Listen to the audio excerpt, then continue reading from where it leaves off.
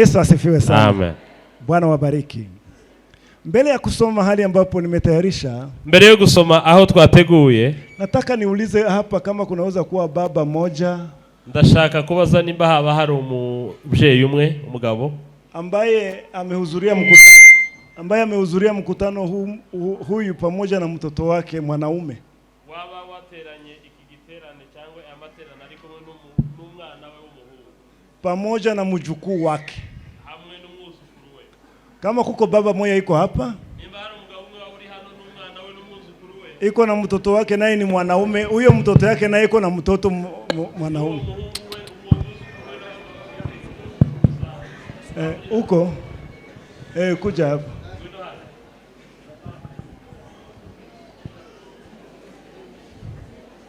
Wote wako hapa? Nimba bose abo bantu tuvuze umwana wawe umwuzukuru bose bari hano?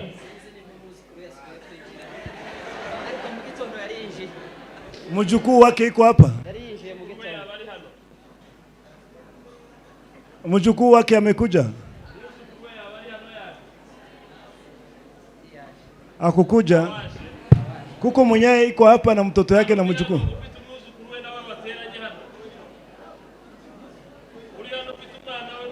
Sawa, Mungu akubariki.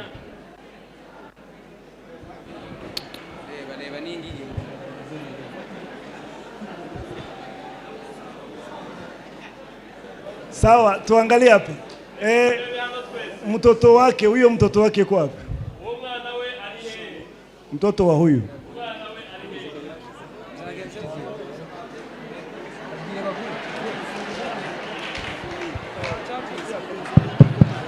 Hallelujah.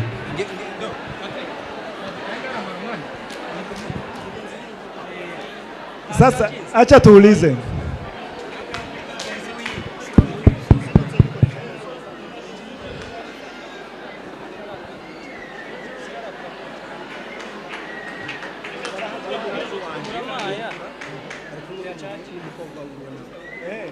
Sawa. Huyo kijana wake wa kwanza mwenye kwa hapa akuja hapa.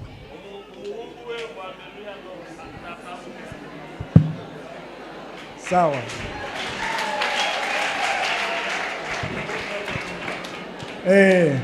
Tugerageze kugira ituze. Sasa huyo binti wake mtoto wa huyu lakini ameolewa, huyo binti iko hapa? Umukobwa we ari hano? Akuje naye. Nawe natambuke hano.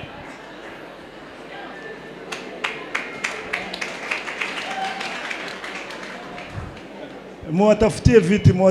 Mubashakire intebe. Bazanira intebe. Muzana intebe bari bicayeho. Huyu papa muangalie kiti ya kilo kabisa, naona.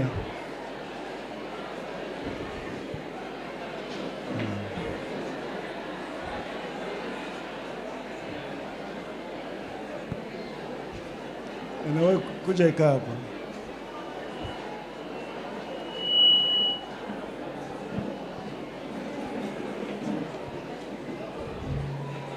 Tumupe Bwana wetu utukufu. Reka duhe Imana icubahiro. Haleluya. Amen. Tusome katika Injili ya Yohana. Dusome mu butumwa bwiza bwa Yohana. Kama waliacha Biblia zao hapo muwapatie. Nimba basize Biblia muzibazanire hariya.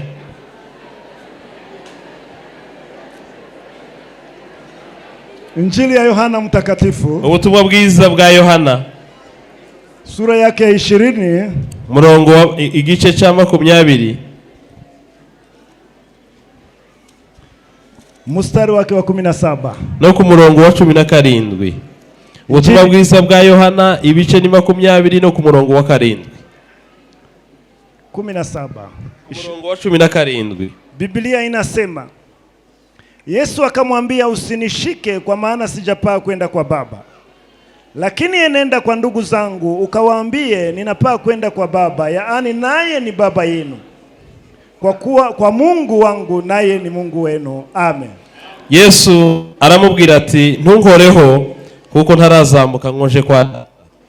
Ahubwo ja kubwira bene data yuko nzamuse ngiye kwa data ari we so, kandi ku Mana yanyu ariyo Mana ya kumana yanje ariyo Mana yanyu. Amen. Waebrania sura 2 Abaheburayo ibice 2 mstari wake wa 10 ku murongo wa 10 na 11. n'uwa 11. Waebrania sura 2 mstari wa 10 na 11. Abaheburayo ibice 10 sura 2 mstari wa 10. Sawa. Mstari wa 10 na 11. Biblia inasema, kwa kuwa ilimpasa yeye ambaye kwa ajili yake na kwa njia yake vitu vyote vimekuwepo, akileta wana wengi waufikie utukufu, kumkamilisha kiongozi mkuu wa wokovu wao kwa njia ya mateso. Soma kwanza pale. Kuko byari bikwiye ko Imana byose byaremewe ikabibeshaho iyobora abana benshi mu bwiza itunganishije rwose umugaba w'agakiza kabo kubabazwa.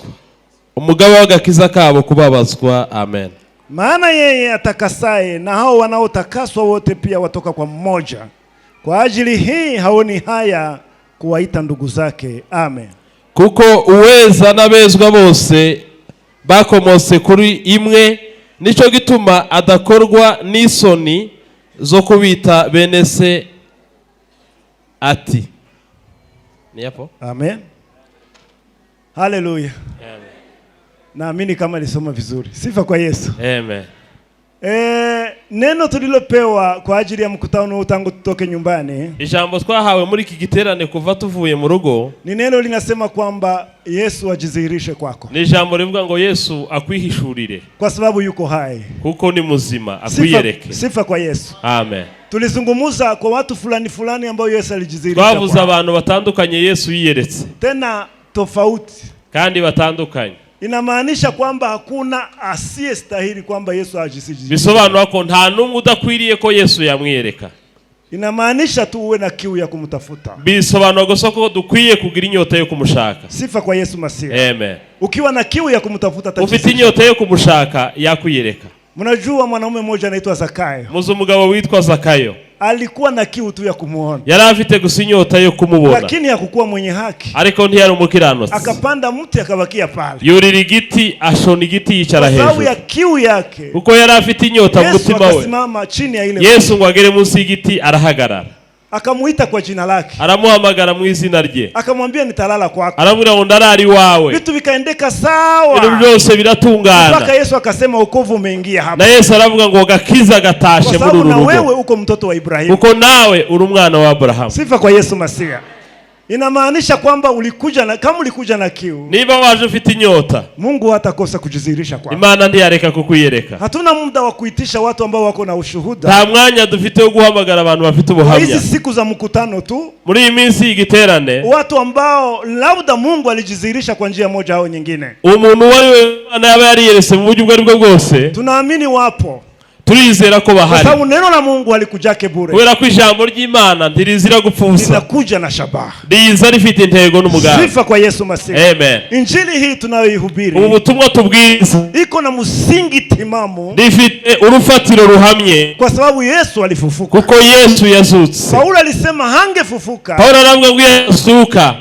Kama Yesu angefufuka, iyo Yesu ataja kuzuka, hatungelikuwa na neno ya kusema. Tacho twari kubona tuvuga. Lakini tuko na maneno ya kusema. Ariko dufite icyo kuvuga. Wakristo wako na maneno ya kusema. Abakristo bafite icyo kuvuga. Imani yetu iko na msingi. Kwizera kwacu gufite urufatiro. Kwa sababu Yesu alifufuka. Kuko Yesu yazutse. Kaburi lake liko wazi. Imva ye irarangaye. Tunaweza kuimba. Dushobora kuririmba. Tunaweza kucheza. Dushobora kubyina. Tunaweza kushuhudia. Dushobora guhamya. Kwa sababu Yesu yuko. Kuko Yesu yazutse ari muzima. Sifa kwa Yesu Masihi. Amen.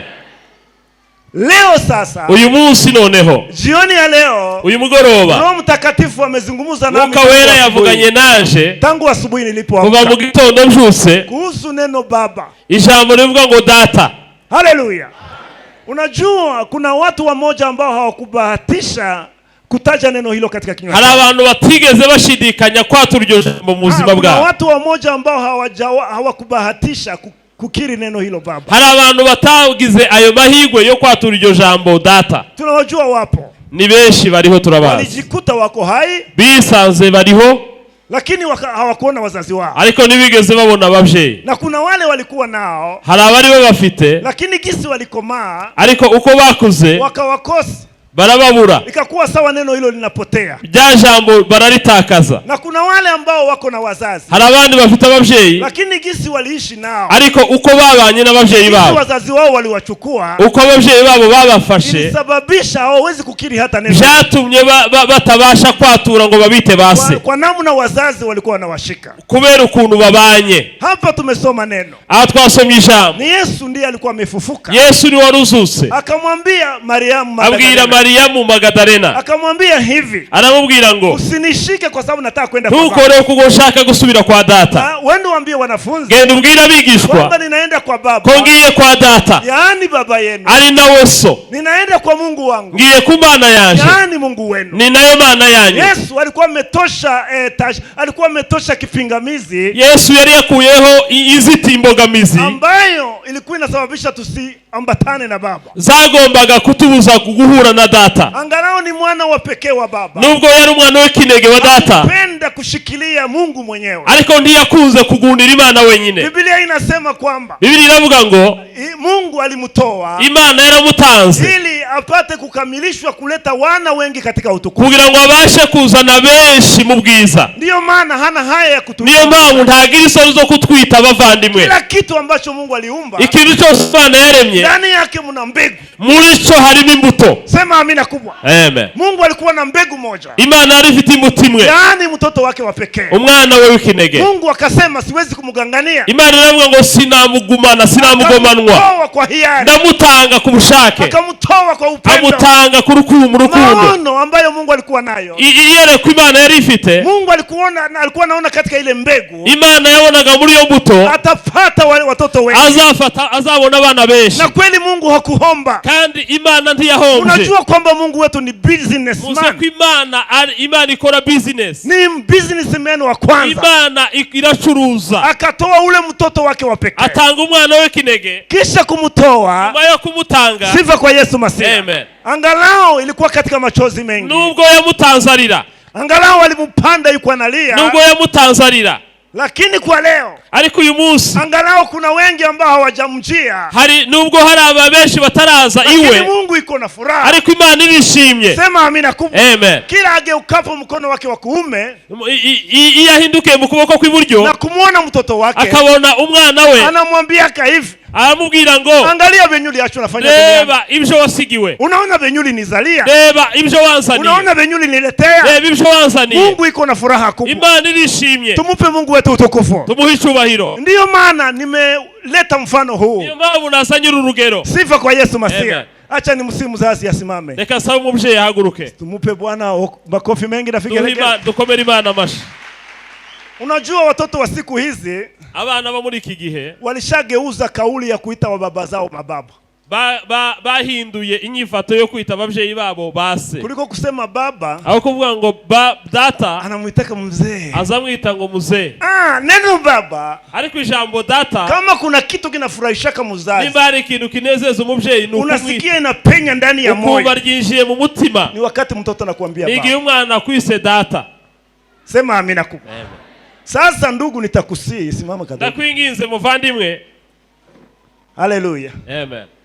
Utatusaidia katika kanisa hili, uradufasha muri literaniro, utakuwa umehubiri sana, uzabubwirije cyane. Nitataka tu umuite baba, ndagira gusa ngo umwite data. Utaongeza neno hili, nurangiza wongereho iri jambo. Haleluya. Amen. Utamwambia baba nakupenda, wongereho ijambo rivuga ngo data ndagukunda. Haleluya. Mko marafiki? Muri shuti? Iko rafiki yangu sana. Haleluya.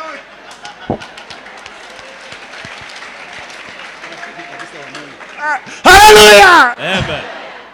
Nasikia nafurahi sana. Numvisha ibyishimo cyane. Ananiambia sema ni mtoto wangu lakini ni rafiki yangu. Arambye ngo numwana waje ariko ni inshuti yaje cyane. Fikiria Mungu sasa yeye. Tekereza noneho Imana. Situmupe Mungu wetu utukufu. Haleluya. Amen. Kwa sababu ni rafiki yake, kuko ari inshuti ye, utamwambia baba, umubwire ngo data, ninakupenda. ndagukunda. Ni neno fupi, Ni ijambo rigufi lakini cyane linahubiri mengi ariko ribwiriza ibintu byinshi ndani ya mkutano huu. muri iki giterane, Na ikikupendeza, kandi nibigushimisha utanyosha tu hiyo mkono yako ya kuume, urambura ikiganza ukuboko kw'iburyo uitie kwa bega lake, ushire ku bitugu bye, utamwambia baba ninakupenda. umubwire ngo data ndagukunda. Unaweza hivyo? Wowe bishobora.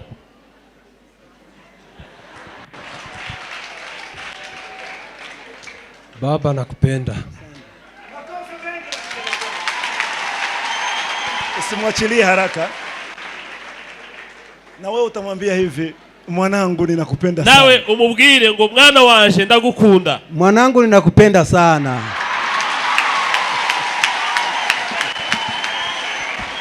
Haleluya! Amen. Sifa kwa Yesu Masia. Acha tukusina wewe usimame. Reka nawe tugusaba uhaguruke. Wewe na ujua ni rafiki yako sana. Ndabizi ko ashobora kuba ari inshuti yawe cyane. Watoto wanawake kwa baba zao. Abana b'abakobwa na base. Na mimi niko nao. Najua ni marafiki sana. Naje ndabizi ndabafite ni inshuti cyane. Sifa kwa Yesu Masia. Na wewe ni rafiki yako pia. Nawe ni inshuti yawe. Nadhani siku aliolewa ulibakia kunasema anaenda namna gani wewe? Sifa kwa Yesu Masia. Umunsi yashatswe wosige wibaza ukunda. Angalau ulikuwa unafurahi sana. Nubwo wari wishimye. Lakini utamwambia tu baba ninakupenda. Ariko mubwire gusa ngo data ndagukunda. Baba nakupenda.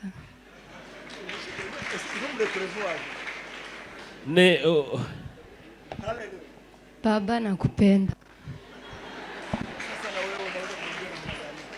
Nakupenda mtoto wangu. Sifa kwa Yesu Masia. Muendelee kusimama. Mugumaho. Sifa kwa Yesu Masia. Sasa nataka uangalie picha hii. Ndagira ngo urebe iyi foto, iyi shusho. Uangalie macho ya huyu baba. Reba amaso y'uyu mubyeyi. Namna gani anaona mtoto wake. Uburyo areba umwana we. Nitakutaka uchungulie kidogo. Ndagira ngo ube nk'urunguruka.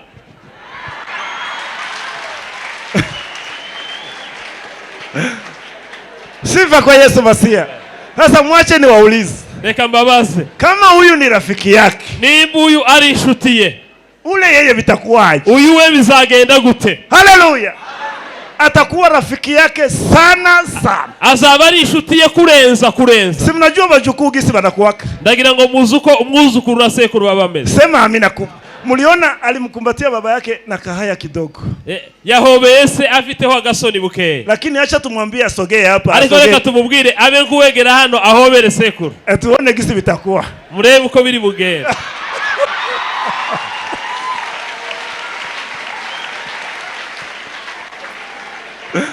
Haleluya! Amen. Haleluya! Amen.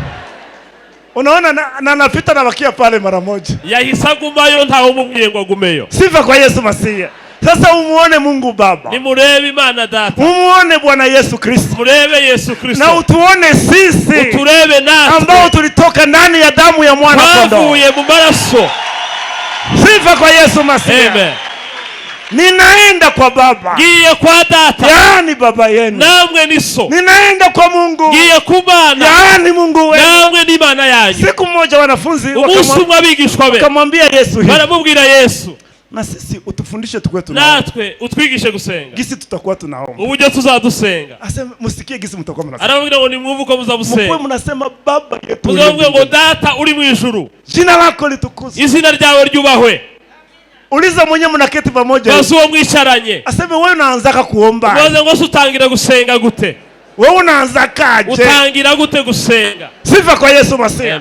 Kwa sababu unapokiri neno hilo, iyo watu iryo jambo, moyo wa baba unatingizika. Umutima wa Data uranyeganyega. Tunaona huyu baba huyu. Reba uyu mubyeyi Data. Kwa sababu anajua mtoto wake alishakomani mwanaume. Kubera ko kumwana we amaze kumugabo. Kuna vitu mtoto anaweza kumuomba. Hari ivyo umwana yamusaba. Anabitoa lakini kwa kufikiri kwanza. Akabitanga yabanje gutekereza. Lakini huyu.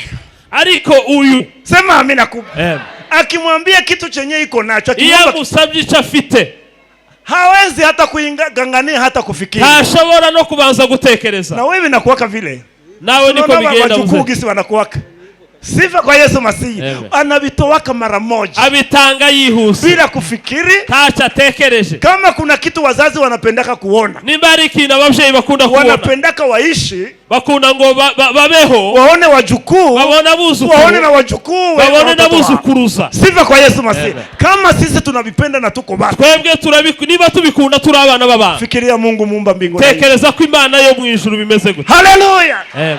Unajua Yesu kwa nini hajarudi? Niki gituma Yesu ataragaruka? Mungu angala anataka aendelee kufaidika. Imana inachashaka ko akomeza kunguka. Angala anangoja na ule aokoke. Nuri yakizwe. Angala anangoja na yule ajue kama ni baba yake. Yakizwa. Naenda kwa baba. Ngiye kwa data. Yaani baba yenu. Nari weso. Naenda kwa Mungu. Ngiye kumana. Yaani Mungu wenu. Imana ya. Nenda uambie wanafunzi. Genda ubwira bigishwa. Mlango uko wazi. Umuryango urakinguye. Ilishapatikana. Amahirwe yarabonetse. Kila mmoja anaweza kuingia. Kugira ngo buri wese abasha kuingia. Sifa kwa Yesu Masihi. Yesu amefanya mlango wazi. Yesu yakinguye umuryango ili tupate kumkaribia. Kugira ngo tubashe kumwegera. Wakati nilimuita huyu kuya kumsalimia hapa, igena hamagaye ukuza gusuhuza umuvyeyi hariya. Haleluya.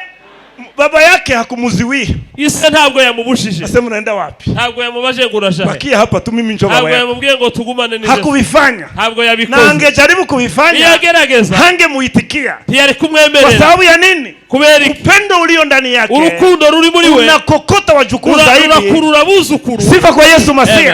Fikiria sasa Mungu. Tekereza noneho Imana. Wakati anatuona sisi tuliotoka katika damu ya Yesu. Tureba twebwe twavuye maraso ya Yesu Kristo. Leo nataka niwaambie. Ndashaka ngo umunsi mbabwire. Mungu ni baba. Imana ni data. Sifa kwa Yesu Masihi. Mungu ni baba. Imana ni data. Katika wale wenyewe hawakubahatisha kusema jina la baba. Muri bariya batabonye amahirwe yo kuvuga ko Yesu kwatura data. Na mimi nilikuwa ndani. Naje narindimo. Nilikosa wazazi wangu niko na miaka 4. Nabuze abavyeyi baje mfite imyaka 4. Jina la baba likakatika ndani ya kinywa. Izina rya data kwa turongo data ntavyo nabonye mu buzima bwawe. Niliona tu wa baba wa wengine. Nabonye base babandi. Lakini kusema ni muite mtu baba. Ariko umuntu uje zita data. Nilikuya kubisema nyuma. Naje kubivuga nyuma. Wakati niliona wale walionijali. Igihe maze kubona banyitayeho. Wale walionitendea kama watoto wao. Abankoreye kukica umuntu yakorera umwana we. Ndio nilikuwa nasikia naweza kumsema huyu ni baba kabisa. Niho numvishe naje umuntu nakwita data. Sema amina kubwa. Lakini ariko tunaye baba asiyezeheka. Dufite data udasaza. Tunaye baba asiyekufa. Dufite data udapfa. Tunaye baba ambaye alikuwepo. Dufite data wahozeho. Yupo. Uriho. Na ataendelea kuwepo. Uzahoraho. Sifa kwake Mungu. Amen. Akili zake hazichunguziki. Ubwenge bwe ntibu. Yeye ni nguvu ambazo hazina mwanzo na mwisho. Abiti imbaraga zidafite itangiro n'iherezo. Kutegemea kuna shinda kutegemea wanadamu. Kwiringira biruta kwiringira abantu. Kutegemea kuna shinda kutegemea Mungu. Kwiringira biruta kwiringira abantu. Sema amina kubwa. Yeye ni mwaminifu. Nuwo kwizerwa. Sikiliza kalite za baba yetu. Umva kalite, umva imiterere ya data. Neno la kwanza. Ijambo rya mbere. Ni mwaminifu. Nuwo kwizerwa. Angalau wote wanaweza kuacha kuwa waaminifu. Nubwo abantu bose bahemuka. Yeye atadumu kuwa mwaminifu. Ahora ari uwo kwizerwa. Baba yako Iso ni mwaminifu. Uwo kwizerwa. Sifa kwa Yesu Masihi. Acha maneno hayo yakuwe yanaandikwa ndani ya mioyo zaidi. Kaya magambo yandikwe mu mitima yacu. Sifa kwa Yesu Masihi. Ninakumbuka wakati mmoja. Ndibuka igihe kimwe. Ni huo wakati wazazi wangu walikuwa wameenda. Ni igihe nari maze kubura abavyeyi. Siku moja umunsi umwe aliyenilea mara ya kwanza nilimsamehe lakini hakunileka vizuri. Wandeze bwa mbere naramubabari ariko ntiyandeze neza. Siku moja umunsi umwe tuliamka twaravyuse na watoto wake n'abana be. Alafu akatengeneza chakula. Barateka. Akatengeneza chakula. Barateka. Ilikuwa mihogo na maziwa. Yari imyumbati n'amata. Alafu hanyuma tukataka kusogelea ile chakula. Dushaka kwegereye iryo funguro. Akanishika mkono hivi. Afata ukuboko. Asema wewe kuja uende kuikalia uangalie ile mihindi yenye nilijaburura uangalie mbuzi. Arambura ngo genda urebe ibigori bajaburuye urebe inkoko zitabirya. Mbuzi. Ihene zitabirya. Nikaenda lakini macho yangu yalikuwa ndani ya nyumba. Ndagenda ariko amaso yanje asigara mu nzu. Nikasikia bimachozi vinaanza kunitoka. Numva ntangiye kurira. Nikasema neno moja. Vuga ijambo rimwe. Nikasema Yesu. Ndavuga ngo Yesu. Na mimi nataka maziwa. Naje ndashaka amata. Hiyo neno tu ndio nilisema. Iryo jambo gusa niryo navuze. Hapo. Aho. Nikaona mume wake anafika. Mbona umugabo waraje. Alikuwa na ile gishambagara anaibeba hivi, ndani mlikuwa ngongoro zenye zinajaa maziwa. Yari ikoreye igishambagara kirimwo amata ababizi keri abantu bavuye kugemura. Wakati aliniona na keti niko nalia ambonye nicaye ndira na yeye akaanza kulia na iko na ile shamba garafu. nawe atangira kurira. Kisha kakuja Araza akanishika mkono, afata ukuboko, tukaingia mu nyumba twinjira mu nzu bila kunisemesha neno. atambajije ijambo. Alikuwa anapanguza tu machozi. yaramboza gusamarira. Mke wake alikuwa amekwisha kumtayarishia na yeye chakula hiki. Umugore we nawe yari yamutegura ivyo biryo. Akakokota ile chakula, Asana vyavyo kurya. akakamata ngakongoro kangu akakajaza, Asana gakongoro kanje nakuzuza. tukachangia naye chakula. Turasangira. Maombi yangu ya dakika moja, Amasengesho yanje y'idakika imwe. Yesu na mimi nataka maziwa. Ko nanje data shaka amata. Hapo hapo Aho sema amina kubwa, nikaona nafika. mbona arashitse. Biblia inasema Biblia iravuga ngo tuwe kama watoto wadogo, tumere nk'abana bato, ndipo tutarizi mambo ya ufalme. nibwo tuzabasha kuragwa ivy'ubwami. Kama sisi tunajua kupatia watoto wetu Nimba twebwe tuzi guha abana bacu vizuri vyenye banatuomba, ibyiza badusaba, Baba wa mbinguni data uri mu ijuru atakosaje kutukirimia tazarushaho kuduha mema ambayo sisi tunamwomba. ibyiza tumusaba. Tuko na Baba. Dufite data. Sasa nikiendea kwa kukamilisha mahubiri yangu, Ngiye gusoza, nakwambia Mungu aliweka mbegu yake katika kila kitu. ndashaka kubwira ko Imana yashize imbuto yayo kuri buri kintu. Hao wenyewe wanasimama mbele yetu, Aba bari imbere yacu. sifa kwa Yesu Masihi. Mungu aliweka mbegu yao ndani yao, Imana yashize imbuto iye muri bo, kwa sababu mbegu hiyo ilipandwa, kuko iyo mbuto yarabibwe, walipata mavuno.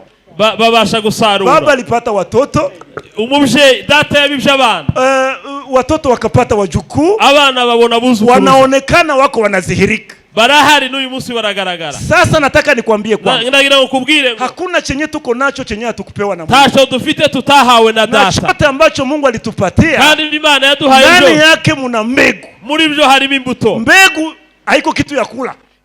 Imbuto ntabwo ari yo kurya, Mbegu inakuwaka buchungu. imbuto iratarira, Mbegu ni ya kupanda. imbuto niyo kubiba. Sifa kwa Yesu Masihi. Mungu alitufundisha kupanda. Imana twigishije kubiba. Biblia inasema tangu mbingu na nchi zingali, Biravuga ngo isi n'ijuru bikiriho, tangu nchi ingali, isi kiriho, kupanda na kuvuna vitakuwepo, kubiba no gusarura bizahoraho, na kila anayepanda kwa moyo wa na furaha buri anavuna. wese ubiba yishimye. Sifa kwa Yesu Masihi. Sasa katika Pasaka hii Muri iyi Pasaka tunafundishwa kupanda. turigishwa kubiba. Baba alipanda mwana wake, Imana yabibye umwana wayo, sasa anaendelea kuvuna maelfu ya Wakristo. nawe akomeje gusarura Sasa abakristo. sisi tuliomwamini Twebwe twamwizeye, Baba anapenda tumuige data arashaka ko tumwigana kama watoto wanaopenda. k'abana bakundwa. Hata tuomba tutoe watoto zetu, Reka nadusaba gutanga abana, hata tuomba tutoe watoto zetu, ntabwo adusaba gutanga abana, lakini anatuomba kutoa bila alivyotubariki navyo. ariko adusaba gutanga umugisha mu Ndani ya yaduhaye. vyote alivyotubariki Kandi navyo mu byo yaduhaye muna mbegu. harimo imbuto. Sifa kwa Yesu Masihi. Siku zimepita, Iminsi yatse nilionana na mtu alikuwa anatoka huko kwetu milimani, nabonye umuntu aturukiriye iwacu ruguru, akasema kulikuja mjumbe yuko anazunguruka kwa hiyo makanisa. aravuga ngo haje umuvugabutumwa aca mu matorero, Akasema hivi, aravuga ngo asema mko mnalia, asema ngombe zenu zilienda. aravuga ngo ko murarira inka zanyu zaragiye. Asema Mungu alituma nikwiye kuambia, Aravuga ngo Imana yantumye ngo mbabwire, aliwabariki ngo yabahaye umugisha, mukakula na mbegu yake. murya n'imbuto, Muko na malalo yenu, mufite ibiraro lakini hakuna kilalo ya Mungu. ariko nta kiraro c'Imana Maana yake kibaho. mulikula na mbegu. Mwariye n'imbuto. Aliona hamuko watoto wa kushukuru, Yabonye ko mutagira umutima wo gushima, akafungua hiyo milango, akingura iyo miryango, vitu vikakuwa gisi bilikuwa. ibintu byanyu biraharibika. Sasa hivi tuko uhamishoni None uyu munsi turi mu buhungiro katika nchi zingine, mu bindi bihugu, tuko tunajifunza mengi, turimo kwiga byinshi, tunajifunza kufanya kazi. twiga gukora, Katika yale yote tunayojifunza, ariko muje twiga byose, acha tujifunze na kumtolea reka Mungu. twige no gutangira Imana. Mutaona gisi maisha yetu yatabadilika. Uzabona uburyo ubuzima bwacu Mutaona buzahinduka. gisi tutabadilisha na watu Uzabona wengine. uburyo tuzahindura abantu. Hakuna wakati mahitaji itaisha. Nta gihe ibyifuzo bizashira. Hakuna pesa zenye utapata zikutosha. Ntabwo uzabona amafaranga guhagije. Hautakula mbegu ili upate kutosheka. Ntabwo uzarya n'imbuto kugira ngo unyugwe. Lakini ariko acha tumushike Mungu kwa neno lake. reka dufatire Imana ku ijambo ryayo. Alisema munijaribu, yaravuze ngo mugerageze muone kama sitafungua milango, murebe ko nazakingura imiryango yo mu ijuru, niwabariki, habaho umugisha, mkose nafasi ya kuweka mukaburaho kukwiza. Huyo ni Mungu anasema. Iyo ni Imana ivuga. Acha tuanze kujifunza pole pole. Reka tutangire kwiga. Sifa kwa Yesu Masiya. Tuanze kujifunza pole pole. Tutangire kwiga gahoro. Kila Mungu anapogiha Imana iduhaye umugisha. Unafunga macho yako kwanza, ubanza ugahumiriza, usiangalie vile binyewe biko binakwambia, kugira ngo utareba ibiguhamagara. Yale matatizo yako anasema nitatue. Nkemura. Usiangalie kwanza. Tukabirebe. Ukunasema acha kwanza nitoshe mbegu. Urabwa ngo reka mbanze kuremo mbegu. Mbegu ya kuenea. Imbuto yo kubiba. Umujaribu Mungu hivyo. Gerageza Imana. Uone kama Mungu ni mwongo. Urebe ko Imana ibesha. Niwapatie ushuhuda kidogo. Reka mbaho ubuhamya gato. Haleluya. Amen. Zamani na mimi sikuwa natoa kweli kama kawaida. Kera naje ntabwo nari nzi gutanga. Nilikuwa natoa cha 10. Natanga gicha 10. Lakini napunguza ako. Ariko nkagabanyaho kituzu. Kwa sababu ya mahitaji yenyewe nilikuwa nayo. Kubera ibibazo nabaga mfite. Nilikuwa nasema hivi, mlishachoka muikale tu. Niba mwarushe mwicare. Kama unaenda kuikala pale. Leta mshwari kisha urudi hapa. Si promotion imepata. Haleluya. Huyu mzee amenifurahisha sana. Nakunze uyu mubyeyi. Haleluya. Tuko pamoja. Sasa wakati mmoja kwa sababu ya kule kupunguza mugiye kimwe kubera kwibicacu mikukiriganya ngabanyaho gatoya. Na siwezi kuwadanganya, kuna wakati nilikuwa naikula yote. Sinababesha hari igihe narya gicacu cyose. Kwa sababu ya kulemewa na mahitaji mengi. Kubera ibyifuzo byabaga biruka amafaranga. Siku moja nikakuja kuingia deni. Ya mwanaume mmoja. Watu wa kule kwetu wanamjua. Nadhani ndugu anamjua, anaitwa Rugenyeka. Rugenyeka waromuzi. Nikula mihindi ya Rugenyeka. Ibigori bya Rugenyeka. Ya deni. Pideni. Akaanza kunilipisha. Atangira kunyishuza. Alinivumilia, kaanza siku nilimwambia nitamlipa. Aranyihanganira kugeza iminsi namubwiye ko zamwishura. Sasa siku hiyo kafika siyapata cha kumulipa. Uwo munsi ugeze sinabona cyo kumwishura. Akawa nalamuka kila siku asubuhi. Buri gitondo yabikiraga iwanje. Tena alikuwa mpagani mvuta sigara. Kandi yari umupagano mu itabi. Alikuwa na ile sigara ya hivi. Yagiraga rya tabi ry'inkono. Tukifungua tu mulango. Wakingura umuryango gusa. Anaingia ndani na ikala. Akinjira kicara. Anawasha ile yake ile. Agacana itabi. Moshi. Agakongeze umwosi w'itabi kuzura inzu yose. Akini namwambia sijapata univumilie. Kambwira ngo sindabona amafaranga unyihanganire. Kisha naniambia kwa lugha yao. Akambwira mu rurimi rwabo. Ndagashaga hano. Akambwira ngo sitatoka hapa mpaka unilipe. Kugeza unishuye. Mke wangu anasonga, tunakula pamoja. Umugore waje agacumba tugasangira. Akimaliza kula anawasha ile sigara yake. Kwa mara kurya gasubira kanywa yango no itabi. Niko nasema Mungu wangu nisaidie. Kama Mana yaje fasha. Siku gani nitamulipa Rugenyeka nione kama nishura uyu mufurero ryari kugira ngo ave muri uru rugo. Niko namulilia Mungu hivyo. Kinginga Imana muri ubwo buryo. Kumbe mimi njo nikaka mbegu. Ariko wari imbuto. Kwa kweli kabisa nikahangaika. Ndahangayika kabisa. Siku moja akaja, musi umwe araza, akakutana na mimi, niliamkia asubuhi na mapema kwenda nafasi inaitwa Murambi. Asanga naje nagiye hano yitwa ku Murambi.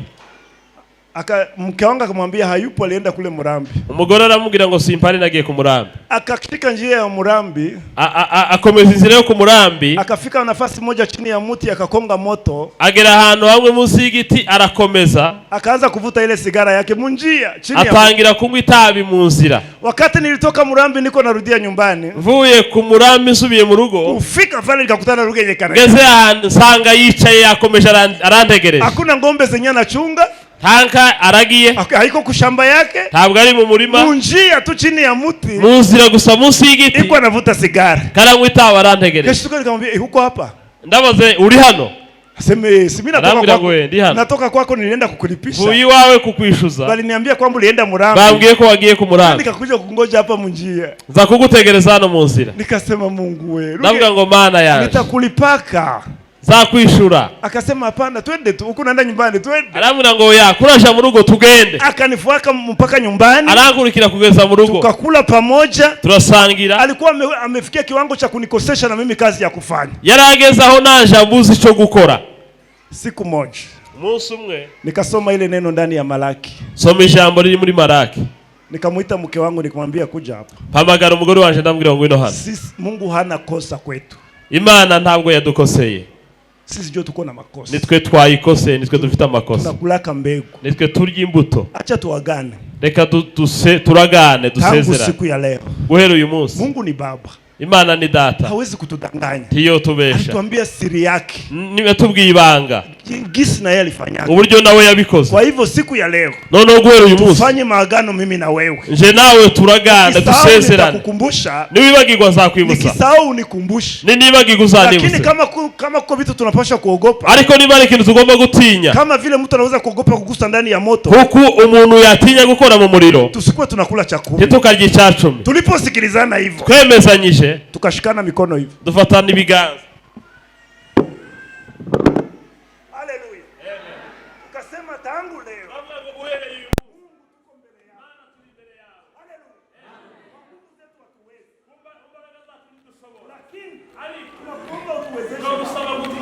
Ili tuwe watiifu kwa neno. Tubashe kubaha. Tusio wasikilizaji tu. Tubaho kumva gusa. Lakini tuwe watendaji. Ariko tube abo kumvira. Kisha kuomba. Tumaze gusenga. Tukaanza na hatimaye kulipa rugenya. Tutangira tutarishura rugenyeka. Mungu iko na njia maelfu. Imana igira inzira ibihumbi. Hata hivi siku nilimlipaka na muna. Uyu kugeza uyu munsi sinzira uburyo namwishuye. Chenye najua. Icoze. Deni yake haikukawia tena. Nuko ideni rye ritatinze. Mambo yakaanza kubadilika. Ibintu bitangira guhinduka. Vitu bikaanza kubadilika. Mijya itangira ukingo. Birahinduka. Sema amina kubwa. Amen. Tukasema Turavuga kumbe si ndio tulikuwa nitwe twarihemukiye. Mujaribu na wewe atakushangaa. Nawe mugerageze uzamubona. Sifa kwa Yesu Masihi. Amen. Haleluya. Amen. Kuna wale wanapandaka mbegu. Hari abantu babiba kisha wanafuatisha macho kule. Hanyuma bagakurikira imbuto babibje uko imeze. Hii mbegu yangu. Iyi mbuto nabibje. Hapa kwenye naipanda. Aha nayibibje. Itaota kweli? Izamera kweli? Aba bataifanyisha namna gani? Bazayikoresha gute? Tosha macho kule. Kure maso. Tazama huko. Reba hejuru. Sifa kwa Yesu Masihi. Amen. Kuna pastor mmoja wa huko Nigeria. Hari umuvuga butumwa muri Nigeria. Alifariki, anaitwa jina lake litakuja. Ndamwibagiwe yapfuye. Lakini nasomaka vitabu vyake sana. Ariko nkunda gusoma ibitabo bye. Na iko na mavideo mengi sana. Agira n'amavideo menshi. Siku moja umunsi umwe umwungirije alienda kumshtaki kwa serikali. Yagiye kumurega muri leta. Akamwambia huyu mwenzangu anatumiaka pesa ya kanisa vibaya. Aravuga ngo uyu muvandimwe mugenzi wanje akoresha amafaranga y'itorero nabi. Wakamwalika kule mahakamani. Baramuinvita mu rukiko. Wakasema mwenzako mwenyewe mnatumika pamoja. Baravuga ngo uwo mukorana yakoreze. Asema mnatumika pesa vibaya. Ko ukoresha amafaranga nabi. Akamuuliza. Aramubaza ngo. Akamuuliza ule mwenye alimshtaki. Abazo wamureze. Pesa natumishaka ni zako wala ni za Mungu? Arabaza ifaranga nkoresha ni zawe cyangwa ni z'Imana? Ule mwenzaka akasema ni za Mungu. Mugenzi arambwira ngo ni z'Imana. Kisha kaambia wale wenyewe walikuwa kwenye mahakamani. Abwira bari mu rukiko. Aseme sasa si mnasikia ni za Mungu? Na nimwumva ko ari z'Imana. Mwache huyo Mungu mwenyewe mimi nakulaka pesa zake. Nimureke iyo Mana ndira amafaranga. Siku atakuja kushitaki hapa. Umunsi zaza kurega muri uru rukiko. Nitaitika ili nipate kusema. Nzaza nitako kandi nzaburana. Wakamwambia sasa unasikia wewe peke unajishinda. Barambwira ngo ntiwumva wewe nyine urasinzwe. Huyo pastor alipotoka nje. Uwo pastor asose. Yule makamu wake akamfuata. Umwungirisha aramukurikira. Wote walikuwa waliacha gari zao ngambo ya barabara. Bose bari basize imodoka zabo hakurya y'umuhanda. Ule pastor akapita. Pastor arambuka. Ule mwingine mwenye alienda kumshtaki. Uwamureze nawe. Gisa alitaka tu kupita. Agiye kwambuka umuhanda. Gari kamfinyanga. Imodoka iramukandagira. Akahamishwa hapo. Agwaho. Cha 10. Icyacumi. Sio kitu cha kusemea mu manyumba yetu. Ntabwo ari cyo kuvugira mu mazu yacu. Haiko kitu ni ya Mungu. Ni Imana. Sema amina kubwa. Amen. Kitowe wala uachi. gitange cyangwa ureke, kwa sababu ukitoa utabarikiwa. nugitanga uzabona umugisha, Ukama uitowe nutagitanga utakumbana na zile shida zenyewe zinafuatana na kutokukitoa. uzahura n'ibibazo bikomoka mu kutagitanga. Kitoe kwa furaha, Gitange kitoe wishimye, bila kusema, gitanga utavuga. sema amina kubwa. Amen. Kwa sababu ndani ya kila kitu Mungu aliweka mbegu. Kubera kuko mu buri kintu Imana yaguhaye imbuto. Kama Mungu aliacha mtoto wake wa pekee, Niba Imana yaratanze umwana wayo w'ikinege, akamtoa katika dunia yenye kujaa wenye amutanga dhambi. mu isi y'abanyabyaha. Kama kulikuwa mtu mwenye angesemea mbegu yake, Mungu naye angesema. Niba hari umuntu wagombaga kuburana imbuto ye n'Imana Ndani ya dunia yenye kujaa wenye dhambi, muri iyi si yuzuye abanyabyaha, lakini akamtoa kwa upendo. ariko aramutanga ntacyo Acha yitayeho. nimtoe. Reka mutange. Kama kuko wenye watamwamini, Niba hari abazamwizera, nao watageuka kuwa watoto wake. nabo bazaba abana banjye. Kwa kweli wote hawakumwamini. Bose ntibamwizeye. Kuko wenye shetani yuko naiba. Hari abo Satani arimo kwiba, Mungu analia anasema yule anakufa. Imana ikababara nguri Na yarapfuye, yeye pia Yesu alimufia. ariko naye Yesu yaramupfiriye. Lakini Ariko Mungu iko anafaidika pia. Imana ikabona inyungu. Nataka nikwambie katika Ndagira ngo nkubwire muri uyu mugoroba, Pasaka itufundishe kumtolea Mungu. Pasaka itwigishe gutangira Imana. Kwa sababu ndani Pasaka itufundishe kutokula mbegu. Pasaka itwigishe kutarya imbuto. Muone gisi tutabarikiwa. Murebe ubwo tuzabona umugisha, Na kukosa nafasi ya kuziweka. tukabura naho tubikwiza. Sifa kwa Yesu Masiya. Amen. Sasa tunataka kuomba. Tugiye gusenga, Lakini katika kuomba tufanye huo uamuzi. ariko muri ayo masengesho ndagira ngo tufate icyo cyemezo. Sifa kwa Yesu Masiya. Tufanye huo uamuzi mioyoni mwetu. Tugire icyo cyemezo mu mitima yacu, Kwa sababu ni neno la Mungu. kubera ko ari ijambo ry'Imana. Haleluya. Kama kuna wenyewe wangali wanashawishika kwa njia hiyo. Nimba hari abantu bakiri muri ubwo buzima, Haleluya. bagishukika muri ubwo buzima Wakula mbegu. bwo kurya imbuto, Tunataka tumuombe Mungu msamaha. ndagira ngo tubasengere uyu mugoroba. Haleluya. Tunataka tumuombe Mungu msamaha. Ndagira ngo dusabe Imana imbabazi, Kwa sababu Mungu alisema kuko Imana ivuga ngo mkinijaribu kwa njia hiyo. nimungerageza muri ubwo buryo. Mungu alibiita kumujaribu Imana yabyise kuyigerageza kwa sababu sio kitu rahisi. kuko atari ikintu coroshe.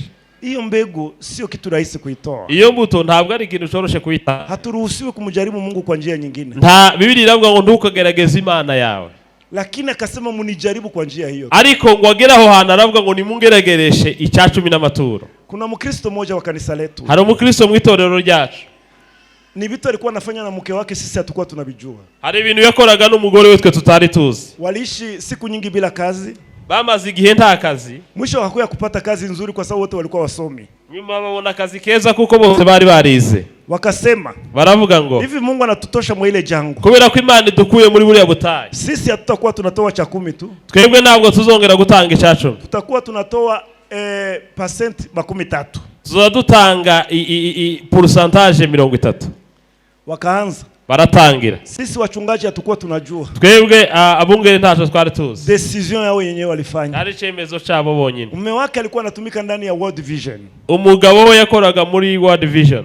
Sasa World Vision ya dunia nzima, noneho World Vision y'isi yose, kuna gisi nafanyaka mwisho wa mwaka wanaangalia watumishi wao wenyewe walipata alama nzuri za kutumika vizuri. hari uburyo bareba iyo umwaka urangiye bakareba abakozi bagize imyitwarire myiza kuruta abandi, Wenyewe wanafika kwa kazi mbele ya wakati. abakigera mu kazi mbere, Wenyewe wanakamilisha mambo yao vizuri. abakora ibintu byabo neza. Walipojumulisha wale watumishi wote Bateranyije abakozi bose, wakakutana huyo Mkristo wetu, basanga uyu mukristo wacu njoo alikuwa wa kwanza dunia nzima. ari bo wabaye wa mbere mu isi yose. Hapo wakamuhamisha Baramwimura kwenda kutumikia Washington State. Washington State. aja gukorera i Washington, Kwenye siege ya World Vision iko. ahari icyicaro gikuru cha World Vision. Hiyo siku njoo tulibielewa wakati alikuwa anatoaga mkanisa. Uwo munsi nibwo twabimenye uko yakoraga mu ikanisa. Akasema kweli neno la Mungu ni la maana. Aravuga ngo nukuri ijambo ry'Imana ntiribesha. Sisi tuliagana kutokutoa chakula. Ni twebwe Tuliagana ni twebwe twavuganye ngo ntitugatanga icya 10. tukue tunatoa percent 10. Zadutanga icya 30. Tulivifanya kwa furaha ya gisi Mungu alitupatia kazi nzuri. Twabikoze twishimiye akazi keza twahawe. Sasa Mungu anatushangaza. Imana iradutangaza. Kutoka hapa Burundi. Kuva hano i Burundi Wanakutuma kutumikia Kusia. bakagutuma kuja gukorera Busia. Tunaona iko eskalier moja ndefu, icyicaro. ya ukaja gukorera ku cicaro gikuru. Tuliona hiyo ni lift moja ya ajabu. Twabonye ari intera nini Imana yatuzamuyemo. Haiko maombi yetu, kuko amasengesho yacu haiko maombi yetu, ntabwo ari amasengesho yacu, haiko juhudi yetu, ntabwo ari umuhate wacu, lakini tulimujaribu Mungu, ariko nuko twagerageje Imana naye akatimiza neno lake, nayo isohoza ibyanditswe. Sifa kwa Yesu Masiya. Acha tuwe wa Kristo, reka tuba abakristo wanaoendana na neno la Mungu, bubatse ku ijambo kwa ry'Imana, sababu Mungu yeye alifanya vyake, uko Imana yakoze ibyayo, alimaliza kazi yote, yamaze ibyayo, hana deni yako na hana deni nta yako. deni ryawe. Sasa deni letu sasa sisi ideni risigaye ni wewe, kumutii kwa neno lake, kugira ngo ubashe kumvira ijambo ry'Imana, ili Mungu naye apate kutimiza matakwa, kugira ngo nayo ibashe gusohoza ibyo gusezeranya. Tunataka kuomba Mungu sasa. Tugiye gusenga. Sifa kwa Yesu Masiya. Amen. Katika vyote ninavyovisema, mu byo mvuze byose usisahau picha hii, ntiwibagirwe iyi foto, sifa kwa iyi Yesu. shusho. Haleluya. Usisahau picha hii. Ntiwibagirwe iyi shusho. Mungu ni Baba, Imana ni Data, alitoa mwana wake, yatanze umwana wayo, akapata watoto wengi. abona abana benshi. Huyu baba alituambia kwamba uyu mubyeyi yatubwiye ko mtoto wake ni rafiki yake, umwana we ni inshuti ye, lakini huyu mjukuu wake, ariko uyu mwuzukuru we muliona gisi balikumbatia, mwabonye uburyo ari ndio inshuti gisi cyane. Mungu anakupenda. Niko Imana igukunda. Sifa kwa Yesu Masiya. Amen. Ujishike hivyo ariko witwara katika maono ulio nayo juu ya Mungu, mu bitekerezo ufite ku Mana. usione kwamba Mungu ni mtu wa kasirani, tukabona Imana nk'inyaburakari, kwamba ni Mungu wa kukuhukumu. tukabona Imana nk'ica urubanza. Karibie kama baba, mutekereze nka Data, mambo yako yatabadilika, ibyawe bizahinduka. Sifa kwa Yesu Masiya. Amen. Tufikiri wakati mtoto huyu alikuwa mtoto mdogo sana, dutekereze igihe yari umwana mutoya, wakati baba yake alikuwa ngana mchukua, igihe se yamuteruraga. Amen. Mnaona hiyo picha hiyo? Reba iyo foto. Haleluya. Moyoni mwake, umutima we alikuwa na zile rehema, imbabazi, yari afite izo mbabazi, izo mpuhwe, izo mbabazi. haleluya, za ajabu ambazo siwezi kukueleza, zitangaje umuntu atabasha gusobanura. Gisi mtoto wake aliendelea kukomaa, uburyo umwana we yakomeje gukura, akamwachilia, lakini iko namfuatisha jicho, agenda mureka ariko amureresha ijisho. kama kuko watu anaombeaka, nimba hari abantu umuntu asengera, kama kuna watu wenye anaombeaka, nimba hari abantu uyu mubyeyi asengera kila siku, buri munsi, bila kusahau atibagiwe watoto wake ni wa kwanza, abana be n'aba mbere, wajukuu nao ni wa abuzukuru be n'abakuru, na wengine wakufuata wajukuu, n'abandi bagakurikira. Katika muko na watu wenyewe wanaombeaka, mufite abantu babasengera, wenye hawawezi kusahau, hata umwambie papa uniombee wala abadashobora kwibagirwa nubwo utamubwira ngo data nsengera. Tunawaombeaka kila siku, abasengera buri munsi, ubasengera buri munsi, nawaombeaka kila siku kabisa. Haleluya. Amen. Sasa noneho rero njoo kazi Yesu nayo iko nayo, niwo murimo Yesu afite. Waebrania sura 8 nasema, Abaheburayo 8 haravuga ngo katika mambo yote tuko tunasema, ngo mu bintu byose tuvuga kuko lenye likubwa, hari ijambo rikuru. tuko na kuhani Dufite umutambyi ambaye anatuombea, udusengera, ambaye anakesha kwa ajili yetu. udasinzira ku bwacu. Sifa kwake Mungu. Ujue kwamba Mungu ni Baba, menye ko Imana ari Data. Yesu iko grand frère ambaye alitufia. Yesu ni mukuru wacu wadupfiriye, hana haya ya kutuita ndugu zake, tagira isoni zo kutwita abavandimwe. Hakuna mwenye anaweza kuja kwa, biravuga ngo ntawaziwe ngo amwirukane, anampokea mara moja, aramwakira. acha na sisi tujifunze, reka natwe twige kuwa watifu kwa neno lake, kuba abantu bubaha ijambo ryayo. Mungu iko na tabia ya kutushangaza kila siku. Imana ifite umuco wo kudutangaza buri munsi. Atakushangaza, azagutangaza, atakushangaza, azagutangaza, kisa atakuita ngana na kushangaza, azarinda guhamagara kigutangaza. Tuombe Mungu, dusenge Imana. Sifa kwa Yesu Masiya.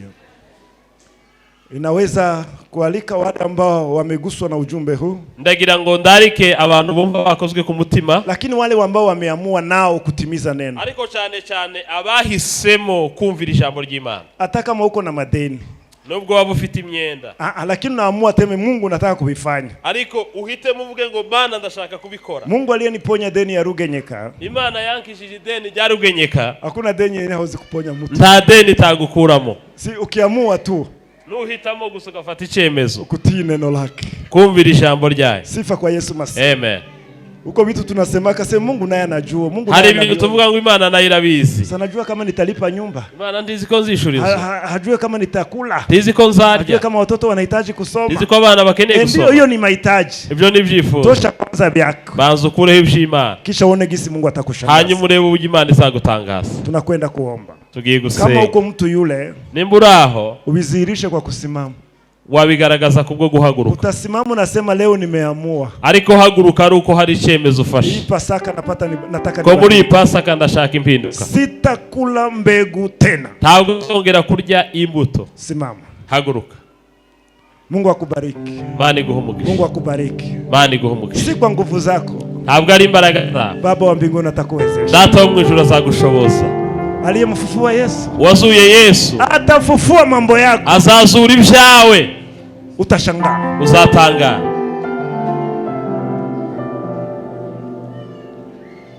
Kuko pasta moja rafiki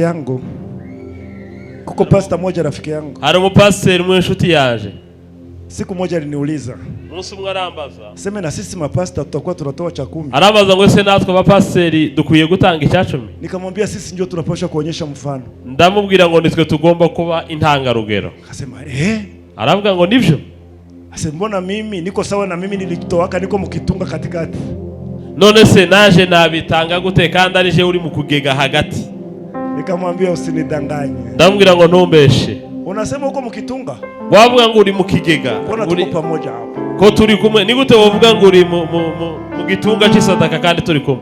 Nikasema sisi ndio tunapaswa kuonyesha mfano. Ndabura ngo nitwe dukwiriye kuba intangarugero. Sasa nikuwe natoa namna gani? None nze tanga gute? Nikasema kwa yale ambayo wameamuru kukupatia. Ndamubwira ngo muri biriya bahitamo kuguha, Na yale mapato yako unapata kwa njia mbalimbali. Na ziriya nzira zindi ubonamwo amafaranga, Cha 10 ya kuenea wewe ndio unapaswa kwa wako. icya 10 niyo ugomba kuba number 1. Ukitoa huko pasta, Iyo ugitanze uri baraka pasta, hizo itateremuka kwa Wakristo. iyo migisha ija no ku bakristo. Sifa kwa Yesu Masihi. Amen. Tunakwenda kuomba Mungu. Tugiye gusenga.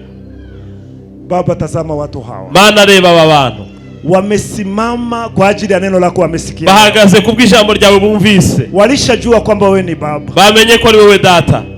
Walishajua kwamba hauna haya ya kutuita watoto wako. Bamaze kumenya ko udakogwa n'isoni kutwita abana bawe. Neno la kwanza tunaomba utusamehe. Irya mbere utubabarire. Hii nyakati zote ambazo tulikula mbegu. Iki gihe cyose twari imbuto. Utusamehe Baba. Utubabarire Yesu. Kisha utuwezeshe. Hanyuma udushoboze. Kisha utuwezeshe. Hanyuma utubashishe Tii neno lako. kumvira ijambo ryawe. Byenye ulifanyaka binatushangaza. Ibyo wakoze biradutangaza. Toa mwana wako wa pekee. Gutanga umwana umwe w'ikinege. Mtoto mmoja. Umwana umwe w'ikinege. Unamutoa. Ukamutanga. Anapitia mateso ya aina ile. Akababazwa. Lakini maono yako yalikuwa marefu. Ariko ibyo warebaga byari kure cyane. Ulikuwa unatuona kwamba na sisi tutageuka kwa watoto wako. Uzi ko natwe tuzaba abana bawe. Tujalie neema ya kukuiga. Tugirire ubuntu bwo kukwigana.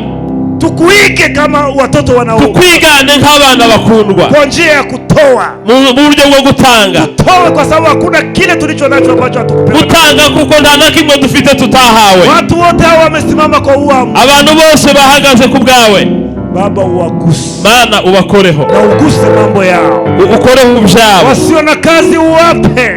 Abadafite akazi ubaha akazi. Wanaolemewa na madeni uwape. Abalemerewe n'imyenda ubishurire. Katika njia zako maelfu. Mu nzira zawe ibihumbi. Uwatimizie emo. Ubasohoreze ibyo bagusaba. Na zaidi ya yote, ikiruta byose, utupe kufunuliwa upendo ulio nao. Uduhe guhishurirwa urukundo ufite ku bugingo bwacu. Tujue gisi unatupenda. Tumenye uburyo dukunda. Tupate kukusogelea. Tukwegere. Maisha yetu yabadilike. Ubuzima bwacu buhinduke. Na sifa zote zikurudie. Kandi icyubahiro kikugarukire.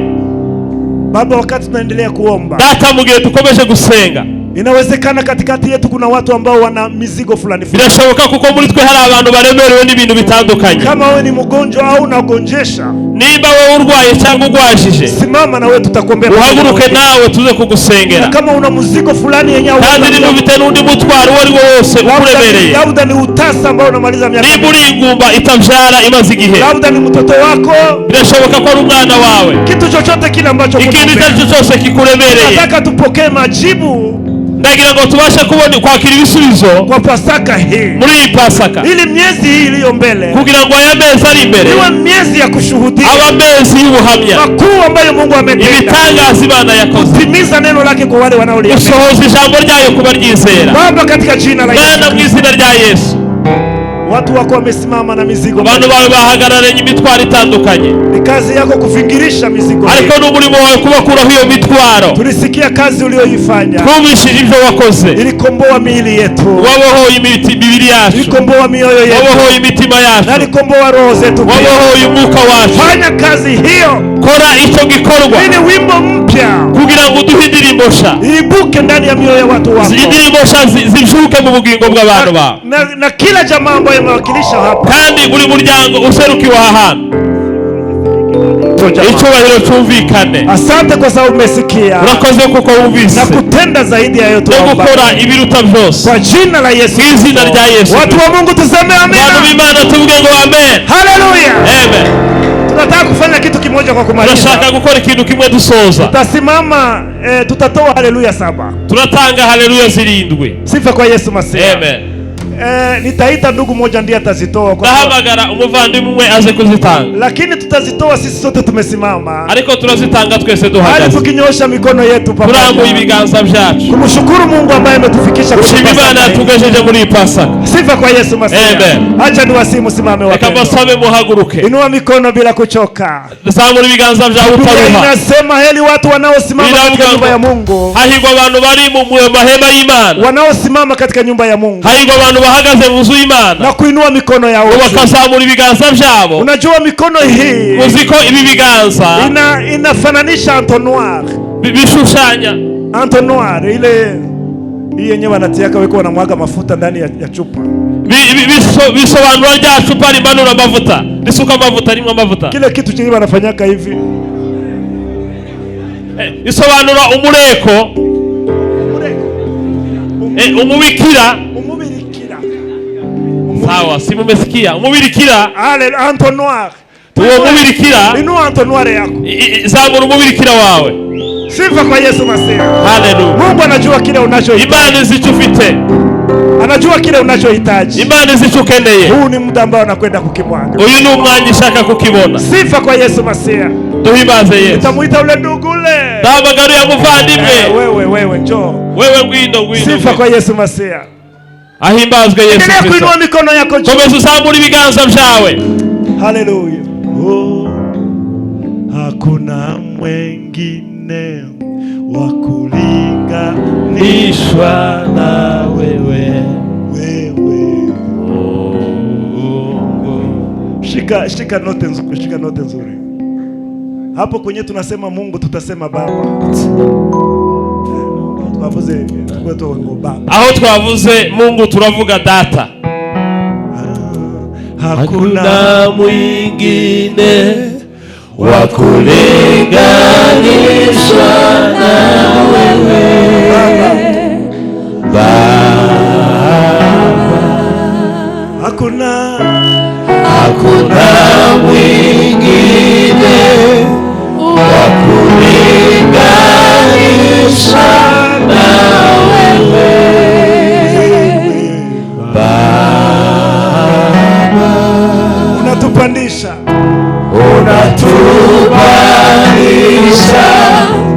utukufu hadi utukufu.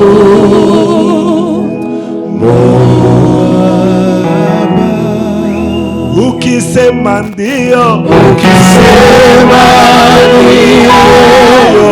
nani awezaye kupinga? Hakuna. Ukisema ndio,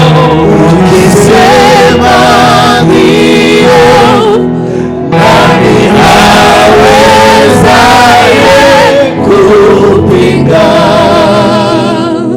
Hakuna. Mungu mwenye nguvu.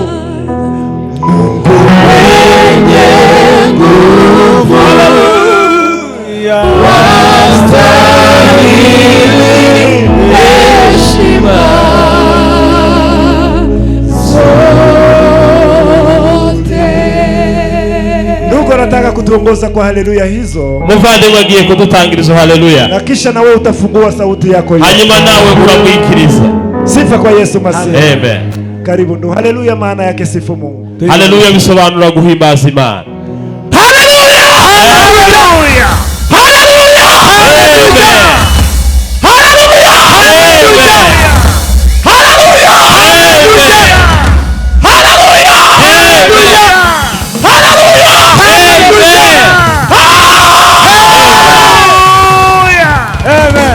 Sifa kwa Yesu Masihi. Amen. Mungu awabariki. Imani ibahe umugisha. Amen. Karibu kiongozi.